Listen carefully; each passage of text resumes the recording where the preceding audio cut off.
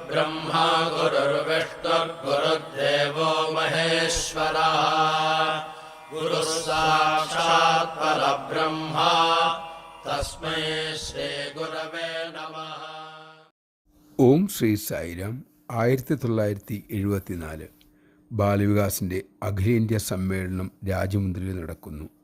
ആര്യ ദ്രാവിഡ സംഘടനത്തെക്കുറിച്ച് പരാമർശിക്കവേ ഭഗവാൻ ബാബ ഉറച്ച സ്വരത്തിൽ പറഞ്ഞു, ഒരു കാര്യം ഞാൻ അർത്ഥശങ്കയ്ക്കിടയില്ലാതെ പറയട്ടെ.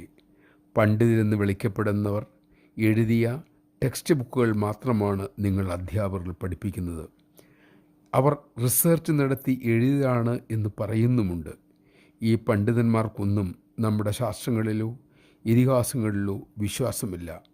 അവരുടെ നിഗമനത്തിൽ രാമായണം, ഭാരതം, ഭാഗവതം ഒന്നും ശരിക്കും നടന്ന സംഭവങ്ങളല്ല, ചരിത്രമേ അല്ലാത്രേ. അവരുടെ ദൃഷ്ടിയിൽ രാമരാവണ യുദ്ധം, കൃഷ്ണ കംസ സംഘട്ടനം, ദേവാസുര യുദ്ധം ഇതൊക്കെ ആര്യ ദ്രാവിഡ വഴക്കുകളാണ്. ഇത് പൂർണ്ണമായും തെറ്റായ കാഴ്ചപ്പാടാണ്. ഭാരത സംസ്കാരം ഏകമാണ്, അഭിന്നമാണ്. ജനങ്ങൾ തമ്മിൽ വംശവെറിയുണ്ടാക്കാൻ ഈ പണ്ഡിതന്മാരെന്ന് പറയുന്നവർ നൽകുന്ന തെറ്റായ വിവരങ്ങളാണ് ഇതൊക്കെ. സനാതനധർമ്മത്തിൻ്റെ അടിത്തറ പോലും അറിയാത്തവർ ഉണ്ടാക്കിയതാണ് നമ്മുടെ വിദ്യാഭ്യാസ പദ്ധതി. നമ്മുടെ ഏറ്റവും വലിയ നിർഭാഗ്യവും അതുതന്നെയാണ്.